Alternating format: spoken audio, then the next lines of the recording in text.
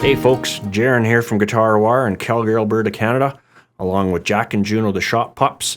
We're going to talk a little bit about why and when to clean a guitar. Basically, a lot of guitars are going to get dirty from the grime on your hands. Some of them are good to clean, some of them not so much. This guitar is a de-stressed body, so it can probably get away with being a little dirtier. But I'm going to show you what we would do to clean it regardless. Probably the most important thing is a microfiber cloth. You don't want to scratch any guitar. That's imperative. So anytime you're cleaning a guitar, you need a brand new one. We'll go through quite a few of these at the shop here because what you don't want to do is cause any problems to any guitars, and one way you can do that is by introducing scratches. So this is a brand new microfiber cloth. This is a product we use quite a bit. It's just a Dunlop cleaner. The Planet Waves works really well, the Diodario product. They're basically just a really light cleaner. What I would imagine is a really light version of a Windex potentially. They dry really quickly, so they're not going to cause problems with too many things. The idea is you just give it a quick spray.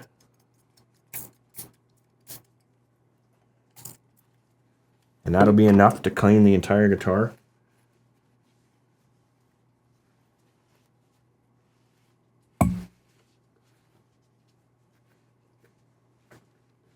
Clean the pickguard.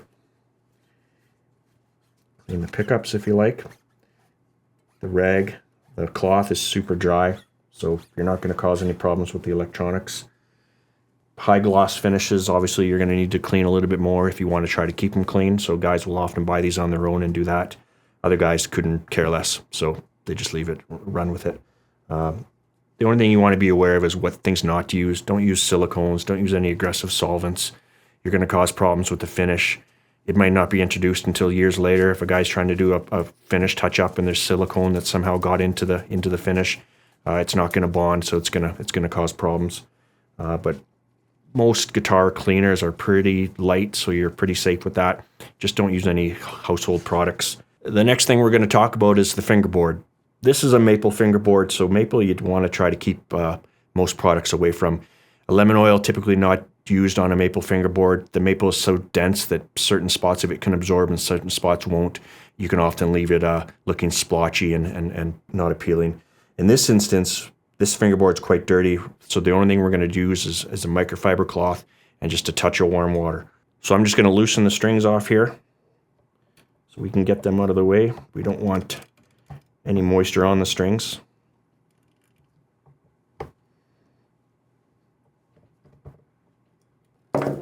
And any makeshift string holder will work. These are just coffee straws.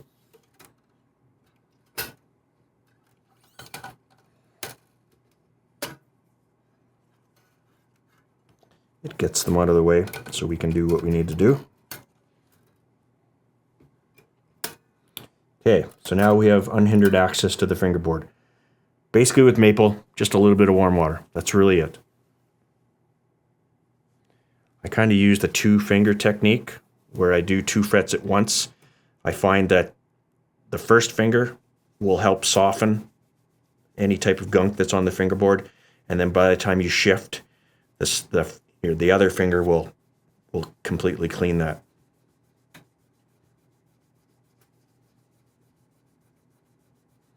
This will also clean your frets. Not quite as good as a polish, but it'll make them look pretty shiny. You can see the stuff on the rag. So we're just going to continue. Go back if you're noticing any debris that's still there.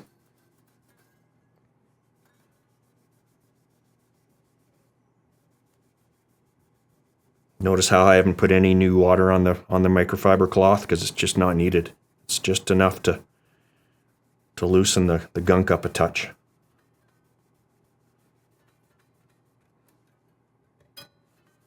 And there you go. You got a clean maple fingerboard.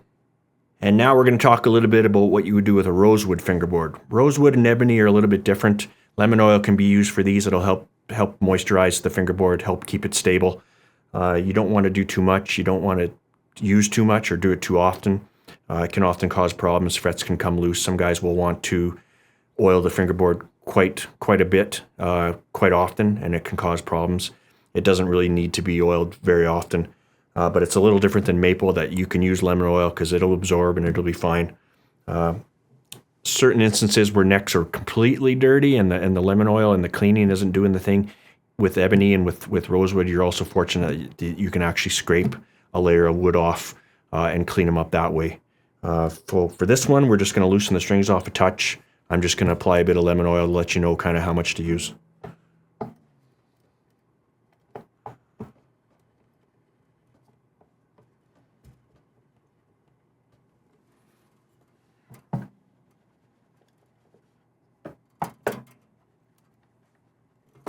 Again, we're just going to push the strings off to the side, and then we're going to grab a rag. This is a rag that we use around the shop that is just lemon oil, strictly lemon oil, nothing else. So basically just one little blab, one little dab is plenty.